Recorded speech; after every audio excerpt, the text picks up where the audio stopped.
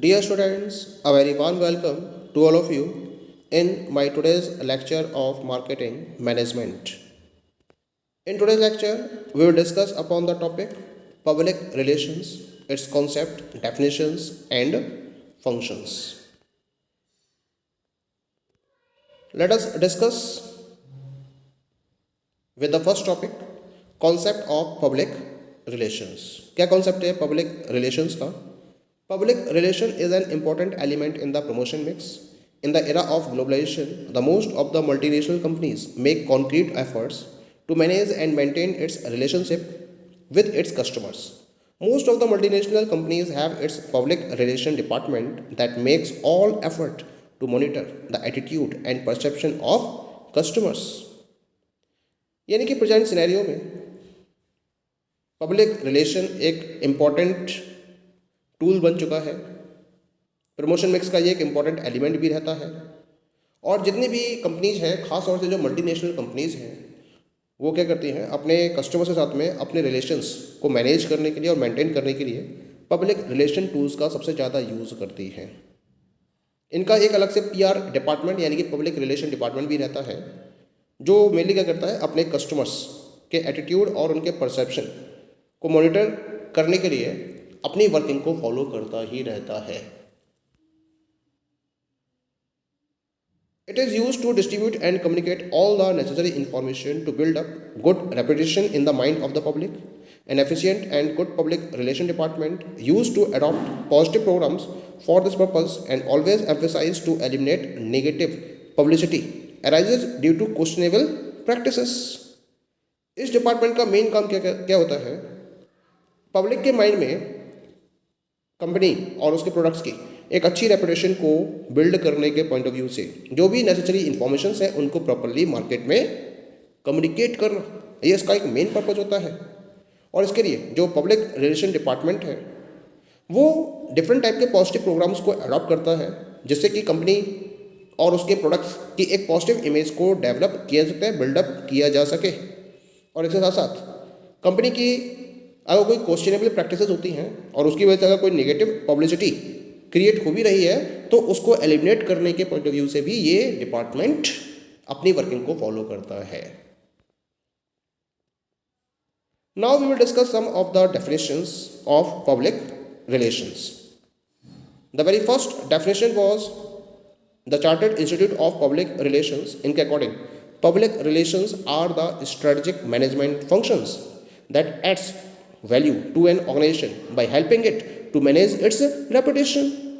यानी कि इन्होंने पब्लिक रिलेशन को एक स्ट्रेटेजिक मैनेजमेंट फंक्शन का नाम दिया है, जिसके बेसिस पर कोई भी ऑर्गेनाइजेशन अपनी रेपुटेशन को मैनेज करने का काम करती है। एक पॉजिटिव रेपुटेशन को क्रिएट करने के पॉइंट ऑफ व्यू से ही पब्लिक रिलेशंस का यूज किया जाता है किसी भी पर्टिकुलर ऑर्गेनाइजेशन के द्वारा। ये कहना है chartered institute of public relations का। Second definition, that is according to Mr. John E. Marston. इनके according public relations are the management function which evaluates public attitudes, identifies the policies and procedures of an organization with the public interest, and executes a program of action and communication to earn public understanding and acceptance. तो public relation का जो main purpose उन्होंने define किया है इसमें, वो public के साथ में अपने रिलेशंस को स्ट्रॉन्ग करने के रिलेशन में डिफाइन करा है। इन्होंने कहा है कि जो पब्लिक रिलेशन है वो पर्टिकुलर मैनेजमेंट फंक्शन होता है जो क्या करता है, पब्लिक एटीट्यूड को सबसे पहले तो इवेल्युएट करता है और उसको ध्यान में रखते हुए ऑर्गेनाइजेशन की उन पर्टिकुलर पॉलिसीज और प्रोसीजर्स को आइडेंटिफाई करता है जो पब्लिक इंटरेस्ट में हो। इसके साथ साथ फिर एक प्रोग्राम ऑफ एक्शन को एग्जीक्यूट किया जाता है और एक कम्युनिकेशन को सेटअप किया जाता है पब्लिक के साथ में, जिससे कि उनकी अंडरस्टैंडिंग को प्रॉपरली फोकस किया सके, एक कंपनी की पॉजिटिव इमेज को क्रिएट किया सके और उसके रिगार्डिंग एक्सेप्टेंस को आगे बढ़ाया जा सके। पब्लिक उस पॉजिटिव रिस्पॉन्स को फॉलो करे, उसको एक्सेप्ट करे। इसके रिगार्डिंग डिफरेंट टाइप के प्रोग्राम्स को एग्जीक्यूट किया जाता है पीआर डिपार्टमेंट के द्वारा। ठीक है, यानी कि हम कह सकते हैं कि जो मेन रिस्पॉन्सिबिलिटी है पब्लिक रिलेशन डिपार्टमेंट की वो क्या है, that is to communicate the policies, practices, problems and performance to the public and to feedback public opinions and suggestions to the top management so that a mutual understanding may be established between the organization and its public. Public का मतलब share holders, dealers, customers, general public, government employees and the press. तो कोई भी organisation अपनी public के साथ में एक पॉजिटिव रिलेशन को ही डेवलप करना चाहती है, क्योंकि जितना रिलेशन पॉजिटिवली डेवलप्ड होगा उतना ही उस कंपनी के आगे बढ़ने के चांसेस बने रहेंगे। रेपुटेशन को स्ट्रॉन्ग करना that is more important, that is more compulsory. ठीक है, तो यहाँ पर क्या करता है, जो पब्लिक रिलेशन डिपार्टमेंट है वो प्रॉपरली कंपनी की जो पॉलिसीज़ हैं, जो प्रैक्टिसेस हैं, जो प्रॉब्लम्स हैं, जो परफॉर्मेंस हैं, वो पब्लिक से शेयर करती है, फिर उनसे एक फीडबैक लेती है, उनसे सजेशंस लेती है और उसको टॉप मैनेजमेंट तक पहुंचाती है, जिससे कि पब्लिक और ऑर्गेनाइजेशन के बीच में इस तरीके की म्यूचुअल अंडरस्टैंडिंग को क्रिएट किया सके, जिससे कि कंपनी की एक पॉजिटिव इमेज डेवलप हो सके। तो हम इस पर्टिकुलर वर्क को, इस फंक्शन को पब्लिक रिलेशन में काउंट करते हैं। क्लियर? चलिए आगे बात करते हैं हम। The next one is about the public relation functions. हम पब्लिक रिलेशन के मेन फंक्शंस को यहाँ पर डिस्कस करेंगे। What are the different functions which are performed by the public relations. That is clear? The very first function that is performed by the public relations is community relations. क्या मतलब है इसका? A business should be seen as a responsible citizen of the community it operates in. A comprehensive community relation program should focus on building a respectable image for the company in the community in the long run. Many organizations implement educational and health related programs for improving quality of life of the community members. Such activities help to build their reputation along with benefiting the society. सबसे पहला relation किसके साथ में maintain करना है? Company को अपनी community के साथ में रिलेशंस को मेंटेन करना है। यही इसके फर्स्ट फंक्शन में काउंट किया जाता है, क्योंकि हम एक बिजनेस को किसी भी पर्टिकुलर कम्युनिटी के एक रिस्पॉन्सिबल सिटीजन के तौर पर देखते हैं, जो कि उस पर्टिकुलर सोसाइटी में वर्कआउट कर रहा है। इसके लिए जो कंपनी है वो क्या करती है, एक कॉम्प्रिहेंसिव कम्युनिटी रिलेशन प्रोग्राम को ऑर्गेनाइज करती है, जिसके बेसिस पर लॉन्ग पीरियड ऑफ टाइम में कंपनी की कम्युनिटी में एक रेस्पेक्टेबल इमेज को प्रॉपरली बिल्डअप किया जा सके। बहुत सारी ऑर्गेनाइजेशन क्या करती हैं, डिफरेंट टाइप के एजुकेशनल और हेल्थ रिलेटेड प्रोग्राम्स को इम्प्लीमेंट करती हैं, जैसे कि जो कम्युनिटी मेंबर्स हैं उनकी क्वालिटी ऑफ लाइफ को प्रॉपरली इम्प्रूव किया जा सके, और इन एक्टिविटीज़ के बेसिस पर जो बेनिफिटिंग सोसाइटी है उनको ध्यान में रखते हुए कंपनी की एक पॉजिटिव इमेज को भी डेवलप किया जा सकता है। तो ये हो गया इसका पहला फंक्शन। अब हम बात करते हैं सेकंड फंक्शन की। The second function is customer relations. क्या मतलब है कस्टमर रिलेशंस का? इस पर्टिकुलर फंक्शन में कंपनी अपने कस्टमर्स के साथ में प्रॉपर रिलेशंस को मेंटेन करने के लिए वर्किंग करती है।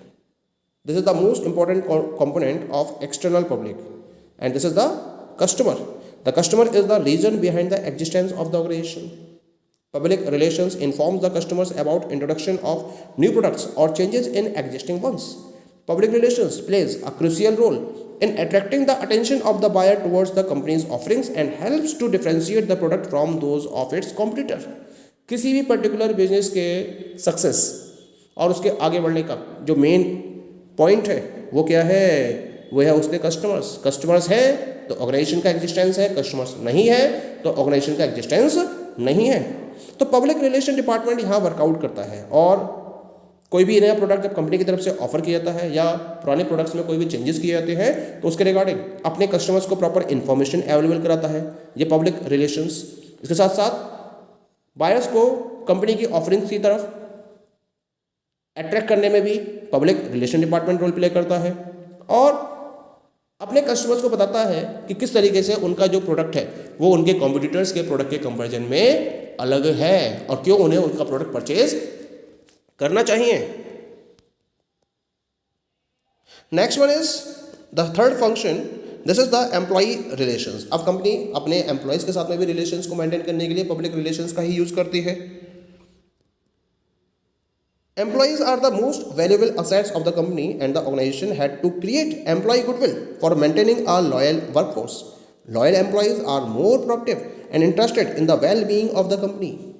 किसी भी कंपनी के well-being में जो सबसे इंपॉर्टेंट कंट्रीब्यूटर्स होते हैं वो उसके होते हैं लॉयल एम्प्लॉयज़। इसी वजह से कंपनीज को अपने लॉयल एम्प्लॉयज़ के रेफरेंस में एम्प्लॉय रिलेशन प्रोग्राम को भी इम्प्लीमेंट करना चाहिए। और इस डायरेक्शन में वर्कआउट कौन करता है?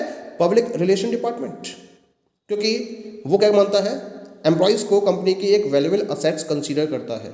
और इसी वजह से एम्प्लॉय गुडविल को क्रिएट करने के पॉइंट ऑफ व्यू से लॉयल वर्कफोर्स को मेंटेन करने के लिए उनके साथ में प्रॉपर्ली रिलेशंस को भी स्ट्रांगली बिल्डअप किया जाता है। The fourth function is that is political and government relations. ये भी बहुत जरूरी है। किसी बिजनेस को एग्जिस्ट करने के लिए उसको अपने पॉलिटिकल और गवर्नमेंट रिलेशंस को भी मेंटेन करना जरूरी है। और इस डायरेक्शन में पीआर डिपार्टमेंट ही वर्कआउट करता है, क्योंकि जो कंपनी है वो गवर्नमेंट के कंट्रोल में वर्कआउट कर रही है, फंक्शनिंग को फॉलो कर रही है। उसके द्वारा जो डिसाइडेड रूल्स एंड रेगुलेशंस हैं उनको फॉलो करते हुए कंपनी अपनी वर्किंग को आगे बढ़ा रही है।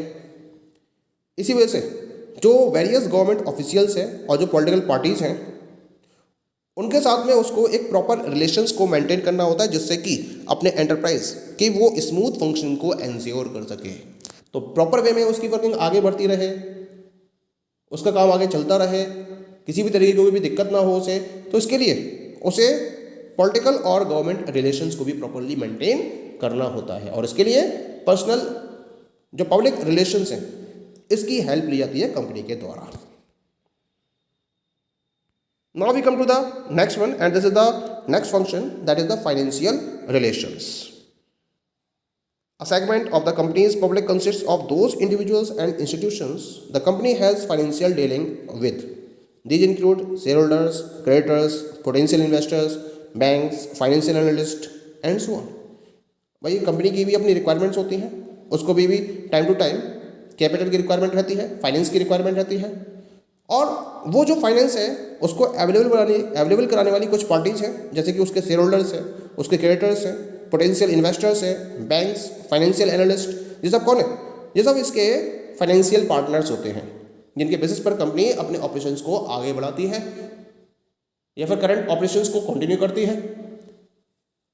इसके लिए क्या करना होता है? इसको इन सारे पर्टिकुलर पर्सन से प्रॉपर रिलेशंस को मेंटेन करना होता है। तो पब्लिक रिलेशंस का यूज करते हुए कंपनी अपने इन फाइनेंशियल पार्टनर से भी प्रॉपर रिलेशंस को मेंटेन करने का काम करती है। अगर कंपनी के कोई भी फाइनेंसेस या प्लान्स हैं एक्सपेंशन के रिलेशन में या शेयर कैपिटल को रेज करने के रिलेशन में, तो इसके रिगार्डिंग प्रॉपर इंफॉर्मेशन कंपनी को इन पर्टिकुलर फाइनेंशियल पार्टनर्स के साथ में शेयर करनी कंपलसरी है। क्योंकि अगर कंपनी एक फाइनेंशियल रिलेशन प्रोग्राम को वेल वे में प्लान करते हुए चलेगी तो इसके बेसिस पर कंपनी की या ऑर्गेनाइजेशन की जो इमेज है वो लगातार इंप्रूव होती चली जाएगी।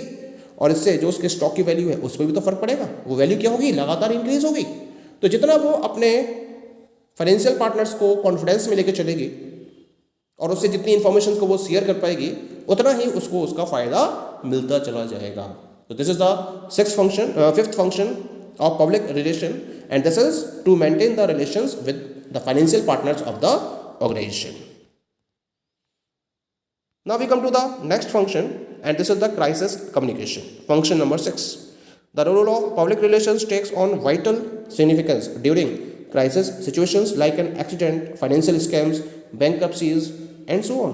It is the responsibility of the public relations to give the honest and accurate information to the concerned publics and assure them to remedial measures taken to control the crisis.